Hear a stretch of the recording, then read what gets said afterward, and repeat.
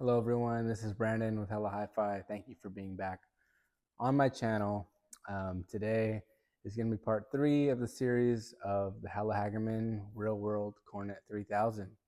I'm going to be talking about my takeaways um, from the perspective of building this phono kit, and then also some sound impressions.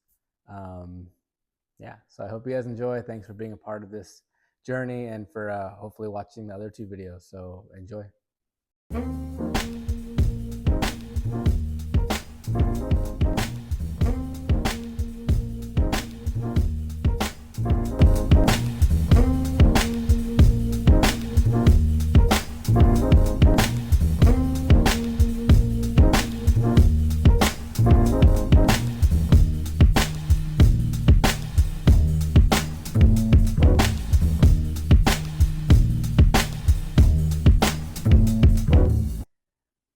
So first things first, as you can see, I have received the Deckwares and Triout amp for those who've been asking.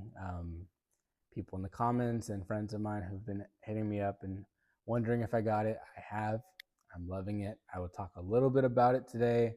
Maybe we'll talk about it in more depth in a later video, but today the focus is on this baby right here. So the first thing I want to talk about is my overall takeaways from building this thing, right? Just from a DIY audio novice, really. My experience in building it. You know, if you watched the last video, you kind of saw the struggles I went through and how I overcame them and all the things I learned. My soldering skills leveled up. I was able to solder different types of components together, wiring and RCAs and or RCA jacks and panel mounting things, and just all kinds of soldering skills just got better. My ability to put together a chassis, drill in the holes for the metal, use match resistors, getting more comfortable with taking voltages at different levels and understanding how that works in a circuit and where I need to kind of fine tune things. Yeah, so I mean, rolling up my own wires and putting those in and having it all work, right? Like, uh, it was just a huge success in a lot of ways from a building standpoint. And I'm just really thankful to have gone through with it and stuck with it. And I think that this project is just going to be a great stepping stone for me and kind of just propel me into more projects down the road. And my confidence doing them has increased tremendously. So very happy from just a building perspective. I'm also going to get into my perceptions or the things I'm seeing about the sound and what I've picked up on so far. But I just wanted to make the point that I think that this, at any level, clearly I went into it, right? I sourced really high quality capacitors. I made my own silver wiring. I got high quality resistors and I matched them. And I think that at any level, any, decent components you put into the circuit is going to sound great, especially if you're pairing it with a Deckware amp. I think that this pairing is really good. I'm going to talk about why I think that, but I wanted to make the point that at the end of the day, what, from my understanding, is that what really dictates the sonic signature of a component more than anything is the circuit design. And I liken it to a different type of wine, right? Like a Pinot Noir, the varietal of the grape, it's going to have similarities whether it's produced at a really low level or a really high level, right? Whether you got it from the corner store or whether it's this $300 bottle in a fancy restaurant that's made in Burgundy. So like there's obviously going to be different qualities, but and nuances, between them, but there's still going to be similarities because it's still a Pinot Noir. Like you're still going to have a similar color, maybe a similar body or mouthfeel, similar tasting notes, like because it's still a Pinot Noir, and that's what dictates the most about what makes a different type of wine. I think it's the same thing with audio components. The circuit is what matters the most. You could have super boutique deluxe parts and a really crappy circuit design, and it's not going to sound good. Or you can have budget, or just budget components in a really good circuit, and it could sound great. So that's what I wanted to talk about with this. Another clarification I wanted to just make really quick. When I had my first video, I talked about my encounter with Jim Hagerman, and he wrote in the comments that it wasn't fully clear what I was saying, and I actually recognized it after watching it back. But basically, when we had our encounter, he was saying that this Cornet 3 is the original circuit design that is now that Deckware uses for their ZP3, which is their phono kit. I didn't mean to say that this Zen is a clone of the Cornet 3. Their ZP3 that I was referencing in the video is a clone of this circuit design, the Cornet 3. So just want to clarify that.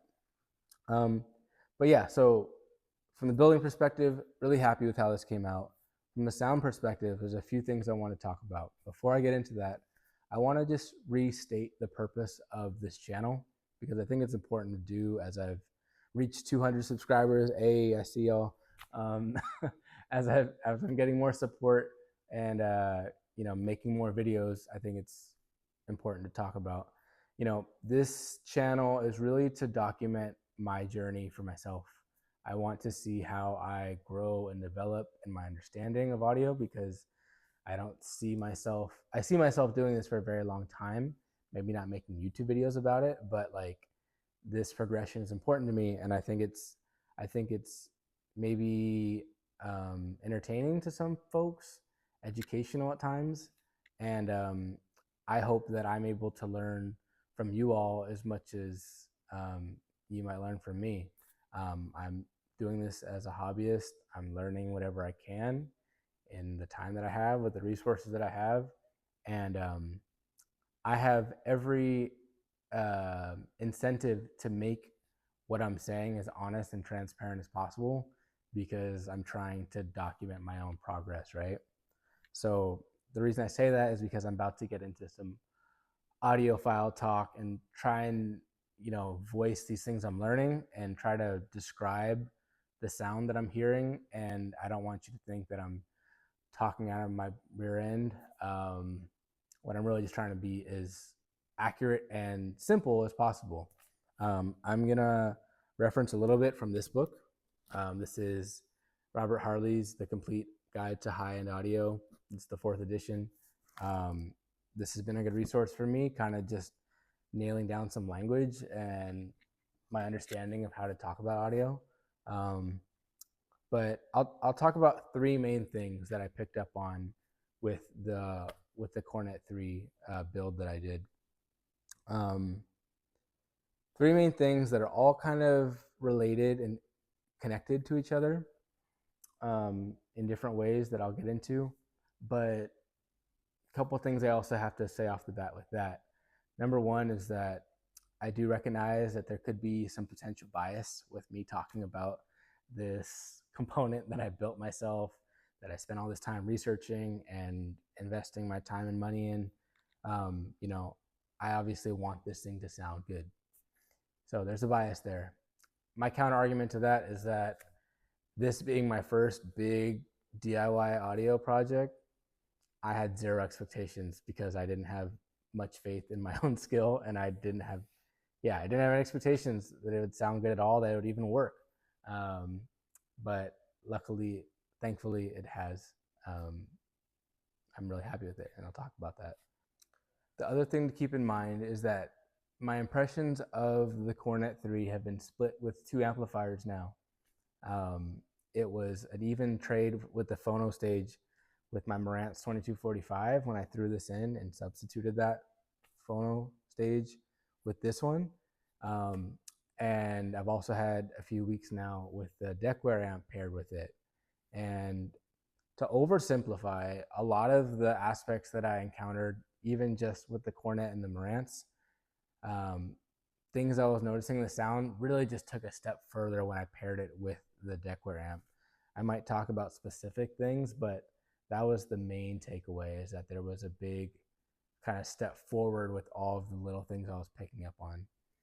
So when I put the Cornet 3 with my Marantz, I plugged it in and I turned down the lights and I let it warm up for about an hour or so. And I played Tina Brooks' True Blue, which is my favorite record I own, one of my favorite records of all time. And I noticed on this first listen, I noticed these things, and I just continued to notice them in different recordings and different things I was playing.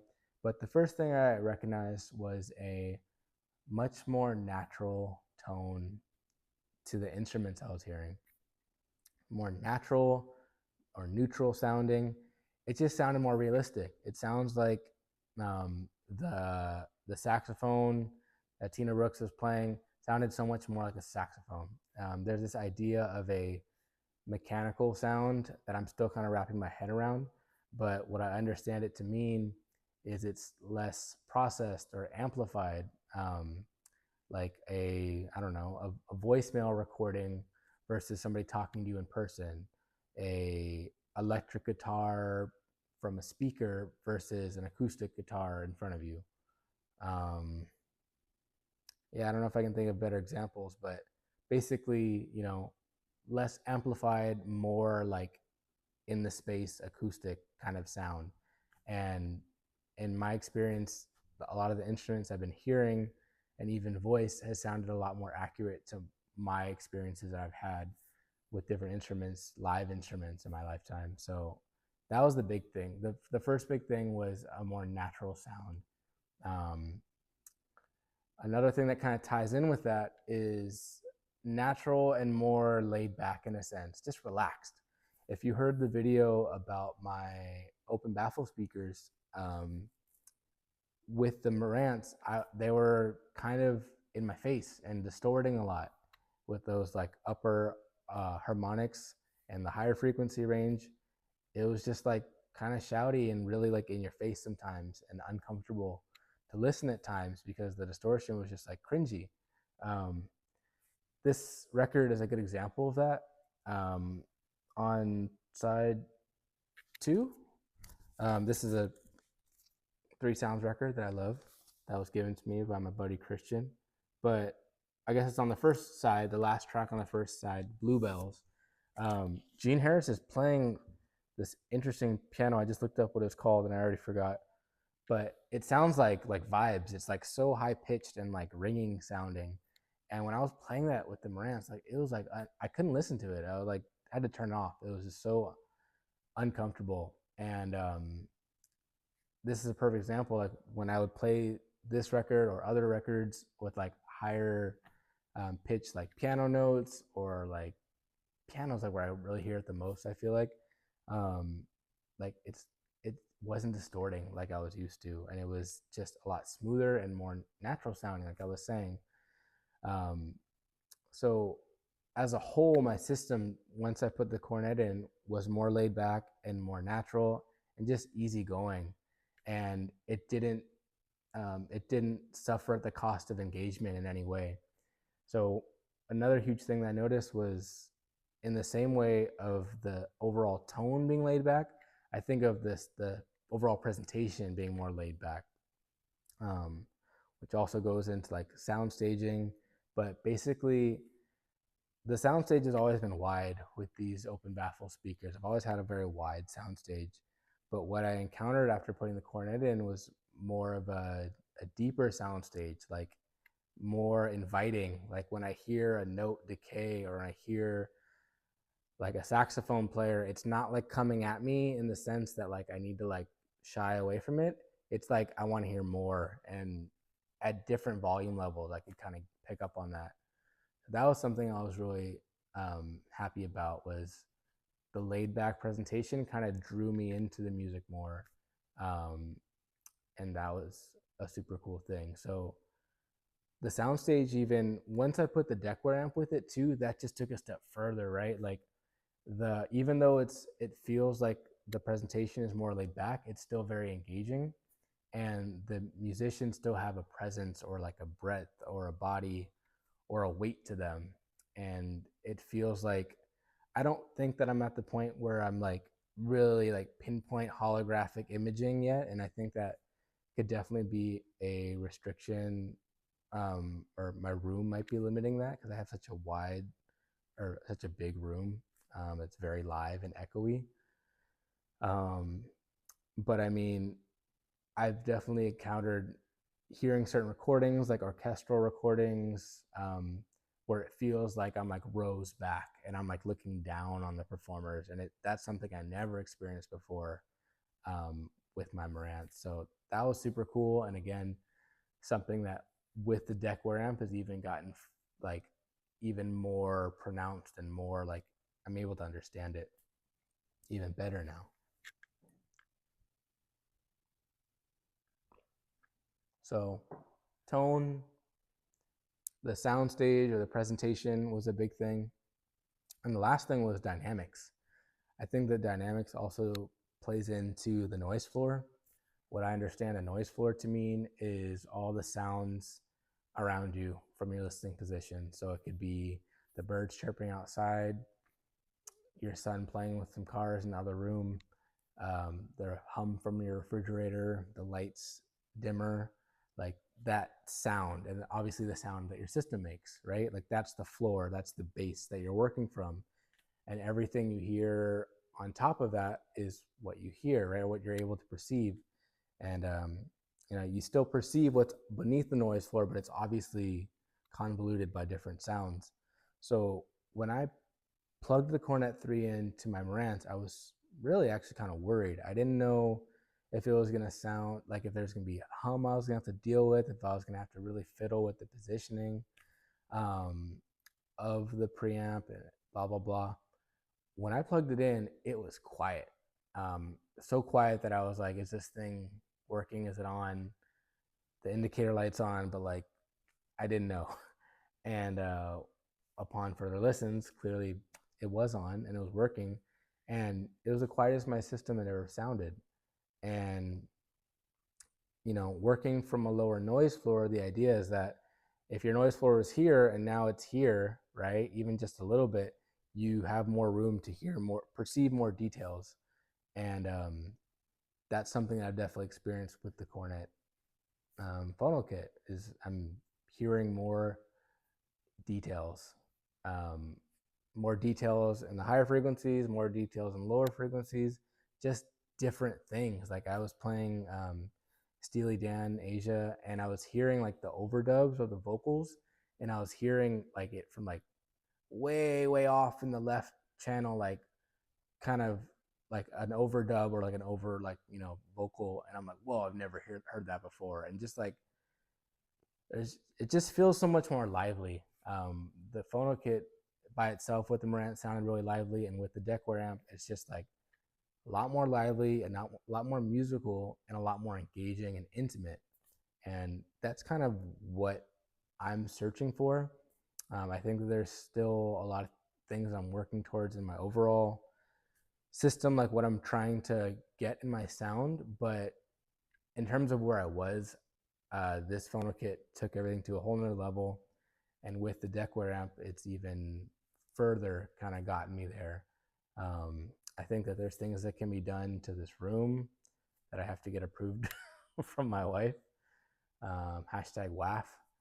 And yes, I mean, I'm still trying to figure it out. I think there's still some experiments I want to do with interconnects and cables and cartridges, and it never ends. But I'm at a much better place now, a happier place. I'm more engaged in my listening sessions, and don't feel like I have to like put myself in a zone to listen to music. I can just let the tubes warm up, play something, and I'm there, and I'm like focused and engaged, and I'm able to relax a lot easier. So that's kind of what I'm all about. I'm just trying to get more intimate and engaging music, and this Phono kit has done that for me so far. So I highly recommend it once again, and I'm super happy with it. So I have more videos coming up, but this is the end of the series. I want to say thank you again to Jim Hagerman and to Janos from Real World Audio for both their contributions, obviously, for this project. And thank you all for listening in. Please tap in the bottom. Let me know what's up. Guys, see you on the next one.